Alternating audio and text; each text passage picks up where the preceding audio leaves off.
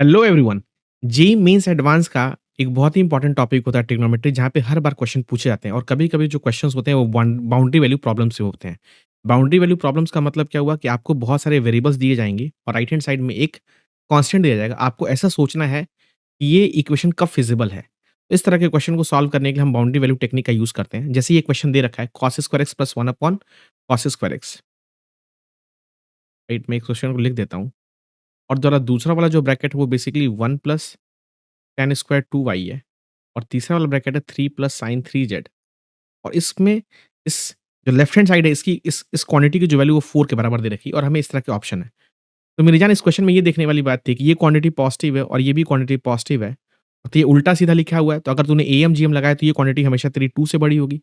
ये tan square y है तो बेसिकली वो क्वांटिटी पॉजिटिव होती है। तो ये जो सेकंड वाला ब्रैकेट है वो तेरा ग्रेटर दैन इक्वल टू 1 है।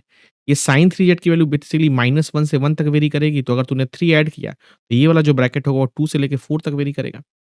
ये क्वांटिटी 2 से बड़ी, ये क्वांटिटी 1 से बड़ी और ये क्वांटिटी तेरी 2 से 4 में, तो तू देख सकता है कि लेफ्ट हैंड साइड की जो मिनिमम वैल्यू आएगी, वो तभी पॉसिबल होगी हर एक वर्स्ट केस में जब लेफ्ट हैंड साइड की जो मिनिमम पॉसिबल वैल्यू होगी वो 4 होगी और right hand side equal to 4 दे रखा है। इसका मतलब ये जो एक्सप्रेशन है लेफ्ट में, ये 4 के बराबर तभी होगा जब ये जो पहला वाला ब्रैकेट है वो 2 हो जाए, जो सेकंड वाला ब्रैकेट है वो 1 हो जाए और जो थर्ड वाला ब्रैकेट है वो 2 हो जाए।